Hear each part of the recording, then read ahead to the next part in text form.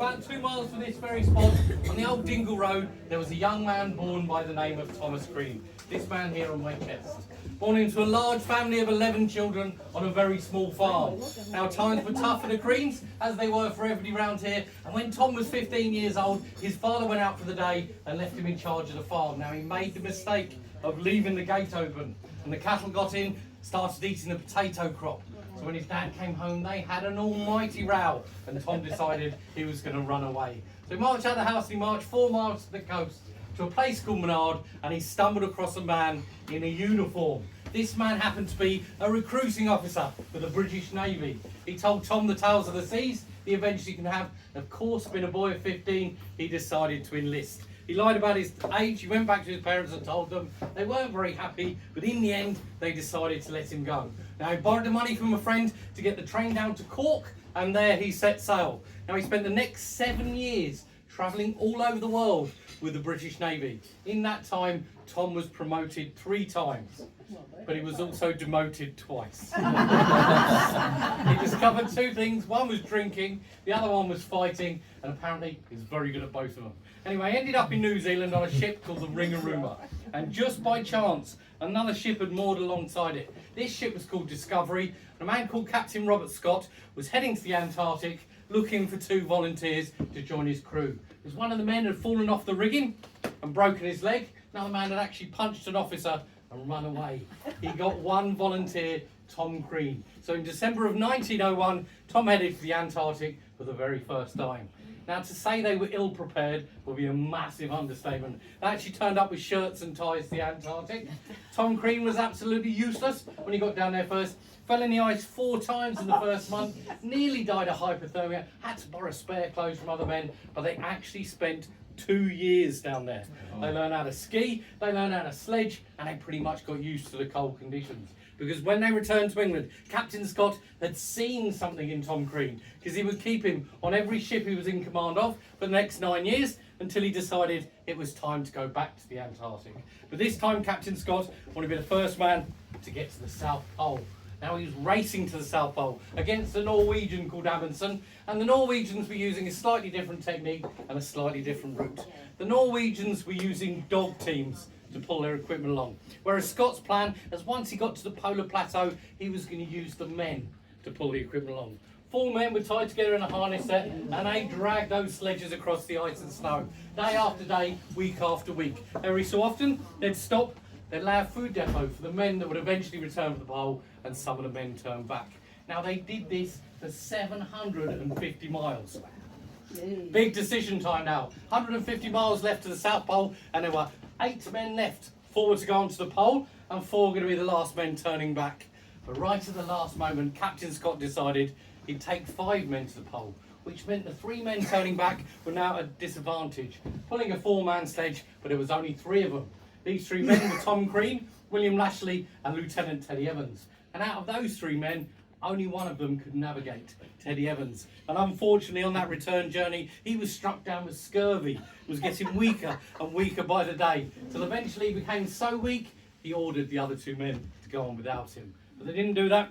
They put him on the sledge, and they pulled him along as well. So now there was 2 men pulling a 4-man sledge with another man strapped in. It's hard to imagine the scale. Been pulling a sledge now for over 4 months. They've travelled 1,500 miles by foot.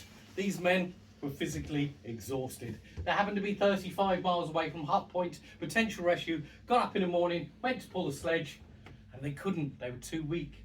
So it was decided that 1 man would walk the last 35 miles on his own to get help for the other 2 men.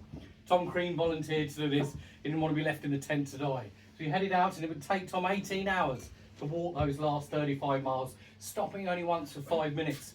And when Tom arrived at base camp, 20 minutes after he arrived, a snow blizzard had followed him in. So severe, it lasted all night long and was a complete whiteout. And if Tom Crean had been maybe just an hour later, the likelihood is he would have walked past base camp, never even seen it, and the 3 men would have died.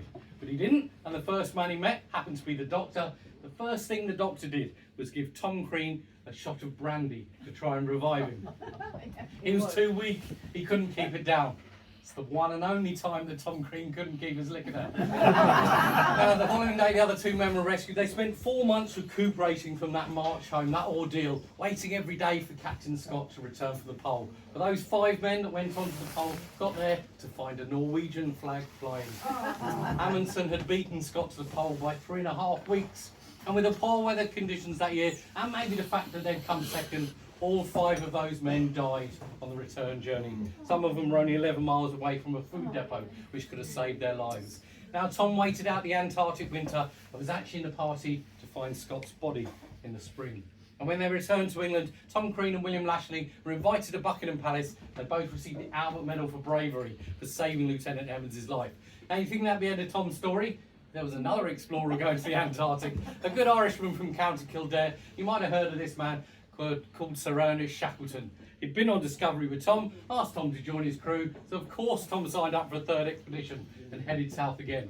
Now Shackleton's plan was quite simple. If you imagine my hand as a map of the Antarctic continent, it looks a bit like that, has a peninsula sticking out like a thumb.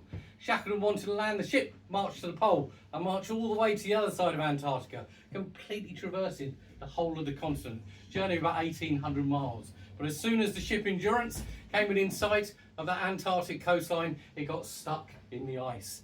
And every day the men would hope and pray that the ice would release the ship. Day after day, week after week, for months they were stuck, till eventually the pressure of the ice became too much and crushed the ship, leaving the men stranded on an ice floe with absolutely nothing to do but wait.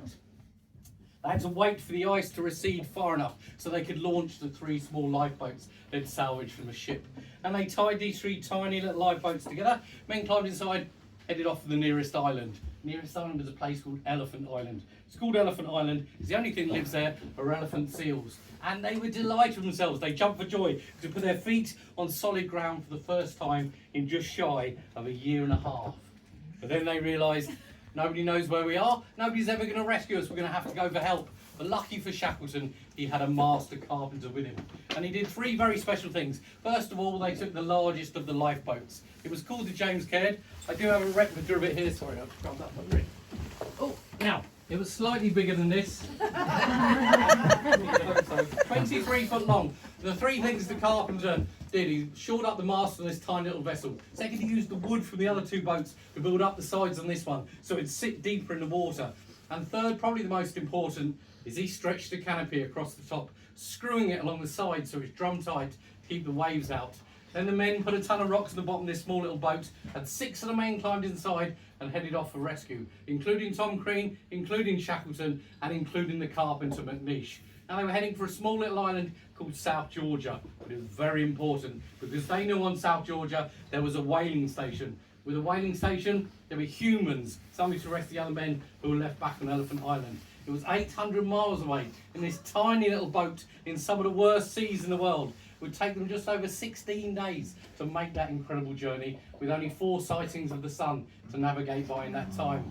And when South Georgia did come into view, unfortunately, their luck ran out, because a storm blew up, a storm that would last all night long, while this tiny little boat bobbed around waiting to land. What they didn't know at the time was on that same storm, on the other side of South Georgia, a ship went down and 151 men all lost their lives. But this tiny little boat survived.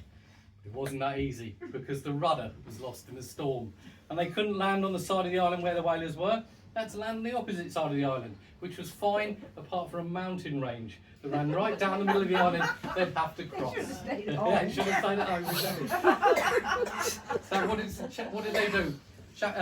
They got the carpenter to take the screws out of the little boat and to drive them through their boots.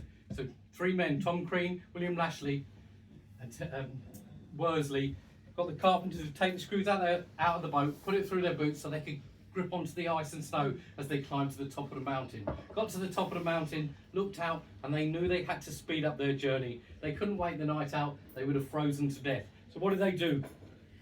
Shackleton called for the rope, and he started making a pretty pattern in the snow. When he finished, he turned to the other 2 men and said, "We're going to slide down the other side." He'd made a giant mat. The 3 men grabbed hold of each other, clung on for dear life, shot down the other side of the mountain. Now they shot down hundreds of feet in just a few moments, but lucky for them, they landed in soft snow. They were blessed that day. They'd made it. They marched into the whaling station manager's office, and he said, "I'm Ernest Shackleton." The man just looked at him, burst into tears. Been there 2 years previously. He thought they were all dead. He was delighted to see them. Now, for those poor souls that left back on Elephant Island, it would take 3 attempts to rescue them. 8 months later, the 3rd ship broke the ice, and every man was rescued. Not one man lost his life on that expedition. Unfortunately, 2 of the men did lose their lives within the first few weeks of returning home, because the First World War was on, and they all went straight back into active service.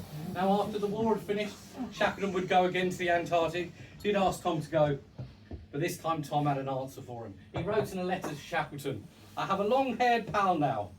Tom Crean had met a local girl from this very village, the village of his birth. He's going to settle down and retire from the Navy." It's exactly what he did. Now, her father happened to be a publican in this village, so what did Tom decide to do? Run a pub. Because we only had 9 pubs in the village at the time. Definitely needed a 10th pub. A 1-storey thatched cottage from the Queen's bought it. That had built up to a 2-storey building, pretty much as it is today. You're all sitting in Tom Crean's kitchen. This is the side they lived in, that's why there's one front door there. Bar was in the other side. It was a tiny, tiny little bar. 7 beds upstairs, some of them they used to let out as an inn. Now, they ran the pub for a good few years till one day Tom was moaning and groaning. His wife got sick of him. She sent him to the doctor. The doctor knew straight away that Tom had a burst appendix. Sent him the 20 miles into Tralee to the nearest hospital. Unfortunately, there was no surgeon on call, and Tom had to go all the way down to Cork Hospital. And in that time, septicemia had set in, and he passed away 2 days later. Tough way to go for such a tough man. Now, his funeral was one of the largest ever seen in our small little village here. Thousands of people turned up for Tom's funeral. His old sea comrades marched his coffin on their shoulders from the church, up in the middle of the village here, paused outside the pub. Then they continued the 1.5 miles to Ballinacurty burial ground, where Tom is actually buried in a tomb he built himself. One of his daughters died when she was 4 years old. He built a family tomb, so he's buried alongside his daughter. Now, his wife ran a pub for quite a few years after that, till in 1953, when his wife was too old, the pub was sold by the Cream family. Now, it's changed hands 6 times since then. I know of at least 2 of them who went on to become alcoholics. I'm working on it myself. My story is this: my mother comes from this village originally. She emigrated when she was young. There was no work for her parents. She spent 40 years of her life in England. In that time, she married my father, had some wonderful children. Don't tell my brother. Always wanted to come back to honor school. So we got in 1999. We got the chance to take over this famous pub. I've been running this pub for 25 years, hence the tattoo of the James Caird on my arm. That's my midlife crisis there in one arm. I couldn't afford the Ferrari. I should have told you Tom had 3 daughters, Mary, Kate and Eileen. Kate passed away when she was 4 years old. Mary and Eileen actually married brothers from Tralee, the O'Brien brothers. Both lived into their 90s. And in fact, Mary, who was the eldest daughter, passed away 6 years ago now at the age of 99. Wow. And I was talking to Mary probably 15 to 16 years ago now, and I was asking stories about her dad, some of the stories you don't read in the books. And one of the tales she told me was on a lovely sunny day, maybe not like today, on a lovely sunny day, her dad used to wait for the children to come out of school. And as they were passing past the door here, Tom would slip his shoes and socks off and go paddling in the stream that runs past the pub. Because Tom Green had frostbitten feet. They were all black and disgusting, and he used to like to scare the children. The pub here, you can just make out the pub in the background. This was taken about 3 months before he passed away. He was 61 years old when he died. He looks about 90 in that photograph. He had a hard life, and his daughter was telling me that his hair went from black to white within a week. And I like to tell people, obviously not from going to the Antarctic 3 times. That was the easy bit from running a pub. It was really hard. One last thing I'll show you. This is our South Pole view. Mind your head there.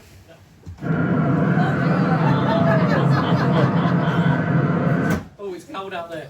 That's an original recording from the Antarctic. There was a film crew down there. They brought back the soundtrack. Obviously, the snow's not original. That's the story of Tom Green. Hope you enjoyed it and have a lot of fun. Thank you.